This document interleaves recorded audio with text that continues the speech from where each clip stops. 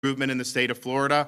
You know, we needed some tool to be able to assess, and we do believe in accountability. We're going to continue to do that because it's important to have high standards.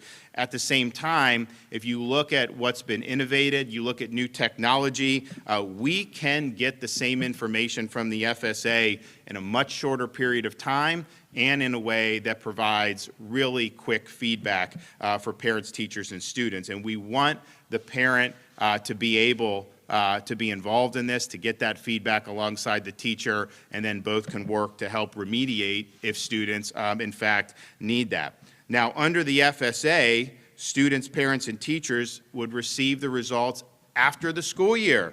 Well, it was too late to do anything about that. How are you going to remediate if you see problems when people are already out for the summer? The FSA doesn't give parents and teachers room to have those important conversations about what is best for the child's education. And of course, by the time those conversations could even happen, you have a new school year and you have a new teacher. And so by eliminating FSA and transitioning to progress monitoring, we are really going to help bolster the conversations between parents and teachers, and so they can work together to make sure that our kids succeed. So under this new approach, 3 administrations of progress monitoring, this will take hours, not days, and it will reduce overall testing time dramatically. Now, by law, the fall and winter results must be provided to teachers within 1 week and parents within 2 weeks, which allows real-time intervention before it's too late. Parents can reinforce classroom learning at home. The spring results must be provided to students, parents, and teachers within 1 week. We know this works because most schools that have used progress monitoring in early education have done so successfully. And so here's how we're going to implement this change. This school year, for the class of 2022, everyone in 2022 spring, this will be the last time the FSA is administered in the state of Florida. Next year, Florida will become the first state in the nation to do a full transition to progress monitoring to inform school accountability. The 2022-23 school year will serve as a new baseline for school accountability, a, quote, hold harmless transition year, and school grades will resume the following year. This will happen while maintaining the successful components of Florida's accountability system that has seen Florida students grow and that has seen achievement gaps close over the last 2 decades. Now, nothing in this legislation is going to change the fact that schools will be graded, and it will obviously, the results of the test are going to be the results of the test, and we're going to take those results very seriously. And of course, we're still going to focus on students' readiness and growth. However, we're going to collect and deliver information in less time, more frequently. There will be more time for learning under this progress monitoring system, and you will have much, much more feedback. So this is a huge streamlining of what we've been doing, and I think it's teacher-friendly, I think it's student-friendly, and I think it's parent-friendly. So I want to thank the legislature for doing it. And if you think, look at all that we've done over the last several years. We're right now, the latest Education Week rankings that came out, I guess, last year, has Florida number 3 for K-12 achievement. I think we were maybe in the top 20 4 years ago. Now we're in the top 5. We've done things like take bold moves to eliminate Common Core and replace them with our world-class BEST standards that was devised under the Department of Education supervision.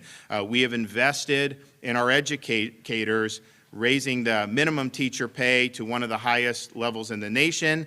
And if you look at what we did in this recent budget, over the last 3 years, we will have over $2 billion in compensation increases for teachers throughout the state of Florida. So that's a huge, huge deal.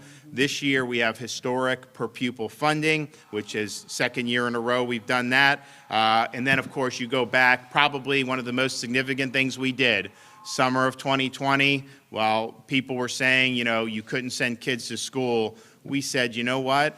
These are not high-risk environments. We understand the data, but we also understand how disastrous it would be to lock these kids out of school. Every parent in Florida had a right to send their kid to school in person 5 days a week. And we had school districts across this country, teachers rise to the challenge when people were saying that we were doing the wrong thing. Well, now I think you look back a couple years later, the places that locked the kids out of school for a year, 18 months, they did immense damage to these students. And you know where that damage is focusing on? It's focusing on low and working class families. The wealthy students, families who were doing Zoom and part of the laptop class, they would bring in tutors, they'd send their kids to private schools. You actually had lockdown governors and local officials would lock down schools and then send their own kids in person to private schools. That is wrong. And so we made sure that all students in Florida had the opportunity to do that. We're much better off for it. And then we've also doubled down on early learning and early literacy. We're going to have some great announcements this year. We did a lot under the speaker's leadership last year. And then we've put more of an emphasis on civics education than any other state in the country. We have more that we're going to be able to talk about after this legislative session, and we're going to continue doing that. So I'm just happy that we have so many people in the legislature, throughout our state that really understand how important education is. We've worked incredibly hard. We've been able to achieve an awful lot, and this matters, and this matters big time, and it's going to matter not only now but far into the future. So we've got a lot of folks that are going to come up and be able to offer some comments, and I look forward to hearing from them all. So we will start with our Speaker of the House and Pinellas County native, Chris Sprouls. Thank you, Governor, and thank you for being here at St. Pete College. Our Florida state colleges are leading the way in workforce education, and right here in Pinellas County, St. Pete College is the tip of that spear. Governor, it's great to be with you today with Commissioner Corcoran, Chairman Latval, Representative Cheney, to talk about this great bill. But one thing I want to mention, the Governor said that Florida is number 3 in the nation in K-12 student achievement. Most individuals, most states who go to that level, rise to that level of recognition, kind of lay off the gas. They say, we've gotten so far, we've done so well, let's just make sure we maintain. But not this governor, not this commissioner of education, not this legislature. We haven't looked behind us. We've kept our pedal to the metal. Governor, you deserve credit for making sure that we continue to push forward at high speeds, because we know at the end of the day, the people who are going to win when we hit the pedal to the metal is Florida's kids and Florida's families. And that's what this session was all about. I'm grateful to the governor and Commissioner Corcoran, Chairman Latvala, Representative Placencia, who carried this bill.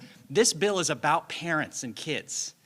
Taking away the stress of a one-size-fits-all test, making sure that we're monitoring children throughout the course of the school year, and most importantly, that parents can react to the information. Isn't that what we all want? As parents, give me the information so that I can help my kid be successful. Are they struggling in reading? Are they struggling in math? What can I do to help them? That is what this bill is for, to make sure that parents have that information so that they can react. And the governor is going to have the opportunity, and hopefully I'll get to be there with Commissioner Corcoran and others throughout the next course of the several months to talk about all the wins in education and how those other programs, whether it's a reading scholarship or the ability to get a tutor at your school, all of these pieces that fit into a bigger puzzle of putting kids and families first in Florida's education. Governor, I couldn't be more proud to stand with you today and the members of the legislature and Commissioner Corcoran to make sure that Floridians know we're fighting for their families and we're fighting for their kids. All right. Okay, next I'd like to introduce Lainey Gibney. She's a foster mom of 2 girls, 10-year-old and 12-year-old, joined us here today. She's also a social worker, so she can speak about how this will impact not only her daughters, but also the children she works with every day. Thank you, Governor DeSantis, for inviting me and my 2 little ones here today. Right now, kids have to take a 2-day test at the end of every year.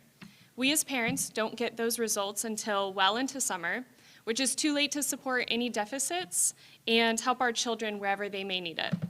As a mother to foster children, I can attest that the current testing schedule and environment negatively impacts children's self-esteem, mental health, and access to academic support. Our children are told to get a good night's sleep and eat a healthy breakfast and get in the right mindset in preparation for the current testing schedule. But those are luxuries that many of our children do not have access to on a consistent basis. The FSA is only set up for high-performing and exceptionally supported students. But what about those students who are average or even struggling? What about students like my children who had substantial barriers early in their childhood education?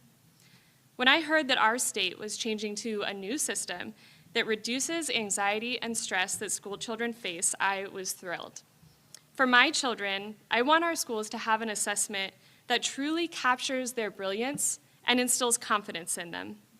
I want my children to enjoy school and to look forward to demonstrating how much they have learned and grown over the years, something that is tailored to their individual needs. So thank you, Governor, not just for this bill, but for all the work you've done in the education and foster care system. As a mom of two precious girls, this truly means the world to us. Thank you. Okay, next I'd like to introduce Sonetta Robinson. She's a teacher at St. Pete Collegiate High School, and she has seen how progress monitoring can help engage her students and better ensure their success. Thank you, Governor. Greetings, Governor DeSantis, President Williams, Speaker Sprouls, Representative Lotvilla, Commissioner Cochran, parents, educators, guests, Floridians. My name is Zanetta Robinson, and I teach sophomores at St. Petersburg Collegiate High School's North Pinellas campus in Tarpon Springs. This morning, I'm going to spend a few moments telling you the story of two students with two separate college and career-ready goals, a teacher, a governor, a legislature, and progress monitoring. In 2020, I had an underachieving student who needed a passing FSA score. She was close, so close. In fact, she come close on more than one occasion. Like the dedicated teacher I am, I used her 9th grade data to create a tool to monitor her learning and inform and guide my individualized instruction for her. Though I had no real way of knowing or predicting how she'd later perform on the high-stakes FSA, we used the progress monitoring tool I created, and we labored on, fingers crossed. There was no FSA in 2020. In 2021, amid much angst, stress, hand-wringing, and just stress beyond imagining, she got the score that she needed. She was stressed, but she did it. In 2021, I had a student who needed to improve her PERT score to demonstrate her college readiness. As a teacher, I knew I could use my best practices to help her reach her goal. But in 2021, something new and exciting happened. Our governor, Ron DeSantis, reached out from his office in Tallahassee, took my hand, and said, "Together, we've got this. Let's do what's right for Florida's teachers, students, and families."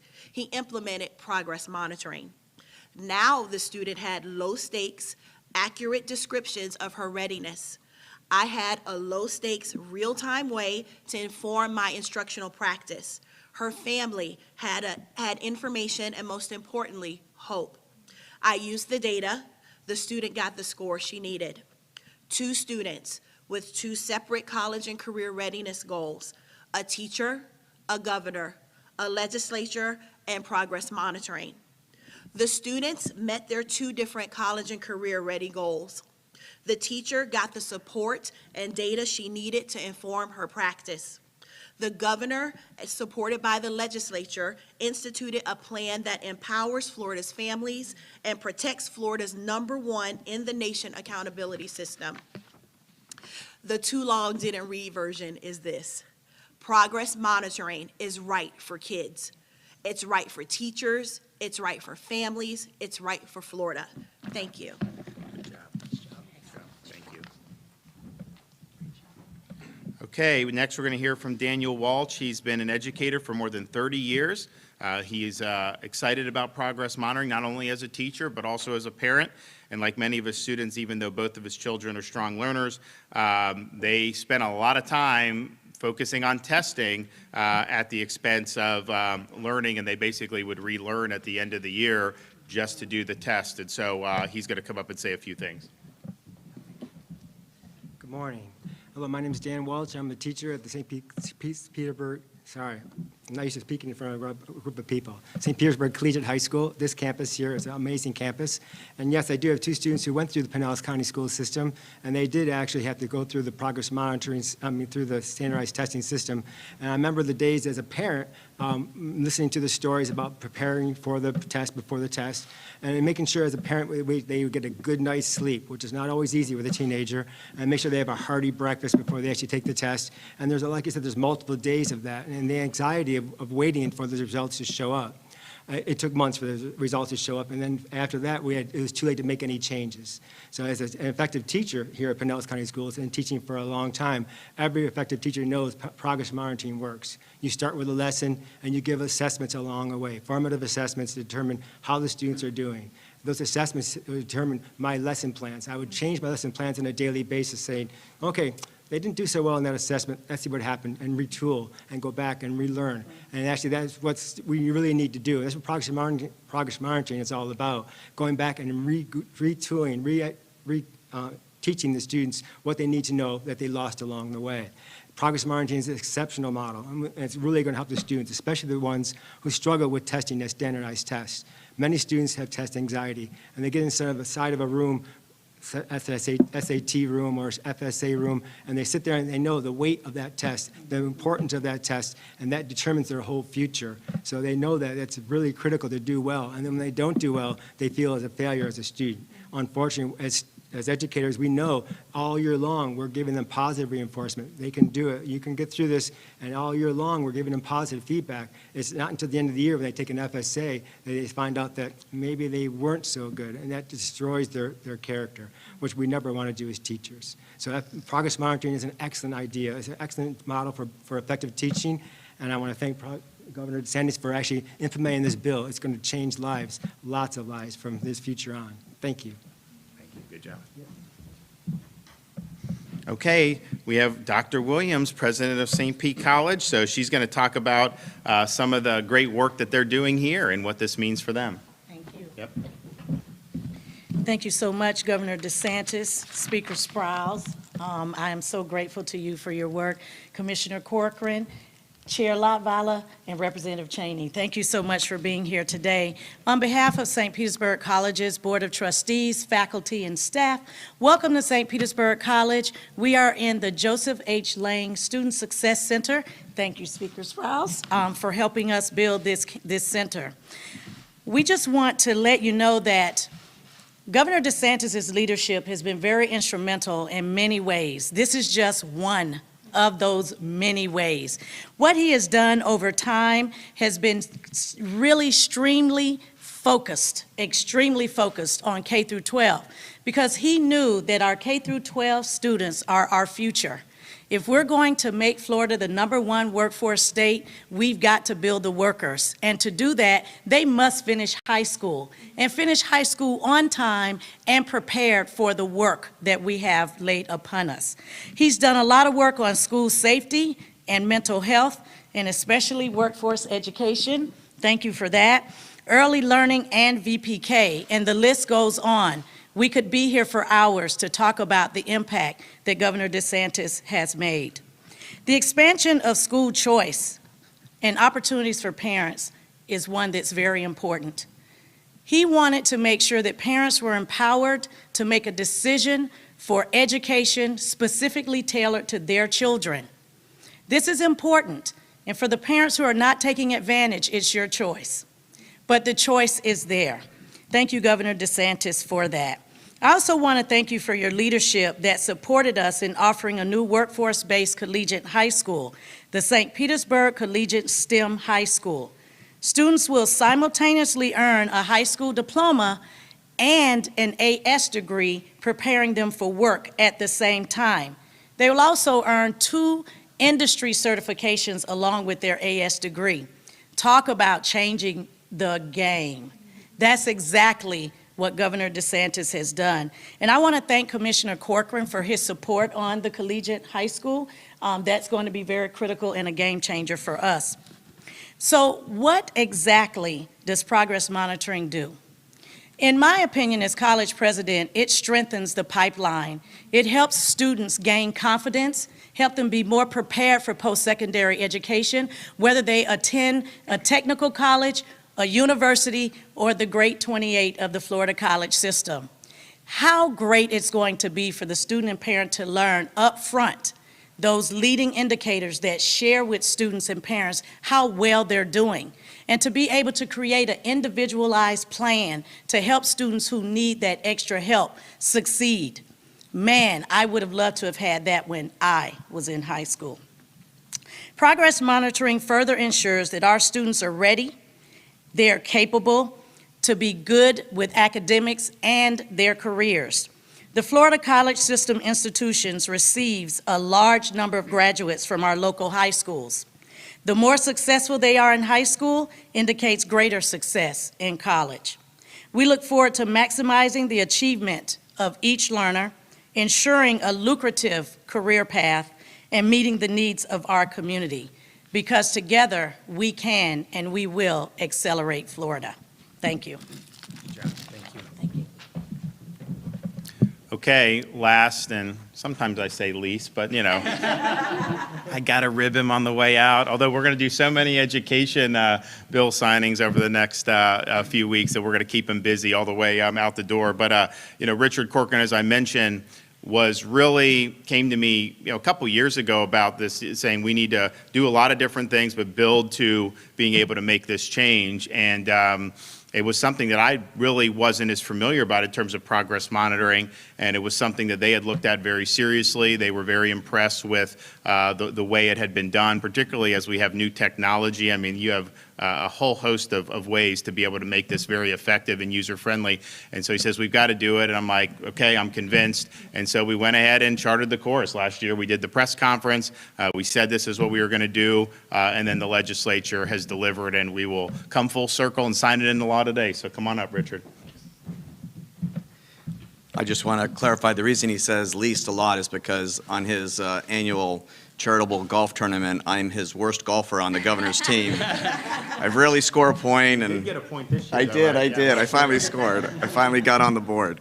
But I just want to say it's a great day, and the governor is dead on. One of the silver linings, if there was a silver lining to COVID, is when we had to cancel testing when COVID hit, and then we were looking at the data and poring over it with the governor, and what we saw was that the progress monitoring data that did not cease for those students was just as enlightening to us on where those students were and what they needed to do as this very elaborate, laborious FSA. And so that was the beginning of the change that you're seeing today, and the governor said it well.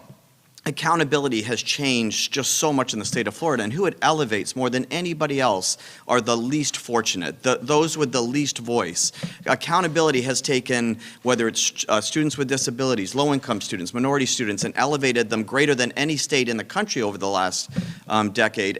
But that doesn't mean you rest. You know, to what Speaker Sprouls said, this governor is always pushing the envelope. How do we have a better accountability system, the best accountability system?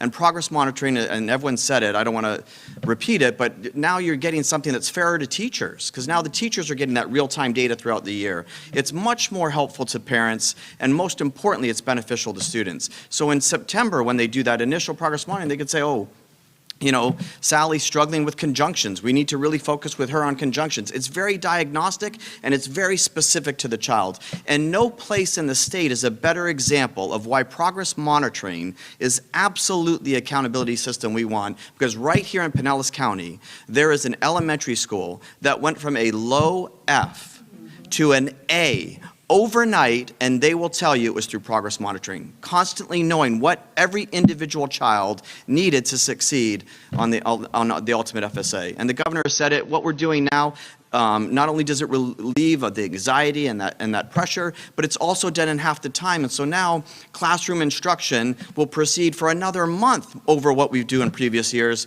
because we'll be able to just minimize and streamline that testing. And finally, I'll say this.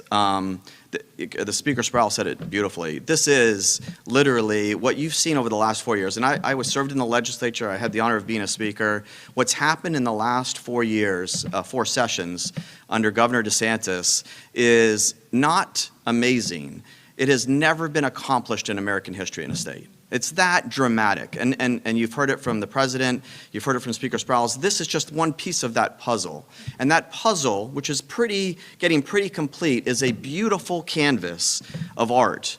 And you've heard it from whether it's choice, whether it's the elimination of Common Core, where it's a focus on early literacy, getting books into children's hands that can otherwise not get them in the New Worlds Initiative, whether it's a civics literacy and making sure people are ready to be great citizens and understand what it means to be a person in a self-governing society, whether it's choice and the expansion and the access to it, whether it's the elevation of teacher pay to bottom 25 to top 5 in the entire country. What has happened in the last 4 sessions in education is staggering, and what it is a beautiful canvas, a beautiful piece of art, and what it leads to, and I like what the professor said, is you're changing children's lives. Not just their minds, but their hearts. And there's no longer a question of if Florida will be #1 in the country. The question now is when we start getting the measurement and back to normalcy with the other 50 states, you will see that Florida is hands down #1 in K-12 education. And it's all because of this guy behind us. And so thank you so much, Governor. Okay, well, let's get it in the books.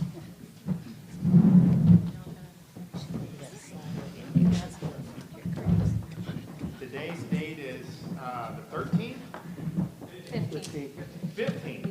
Oh, yeah, because we were, the session ended a couple days later, so I knew the session end date. All right, well, this will be good, so.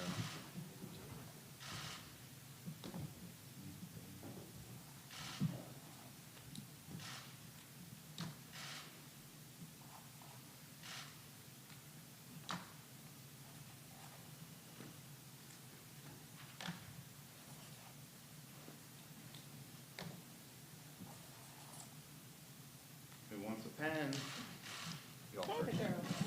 The girls first.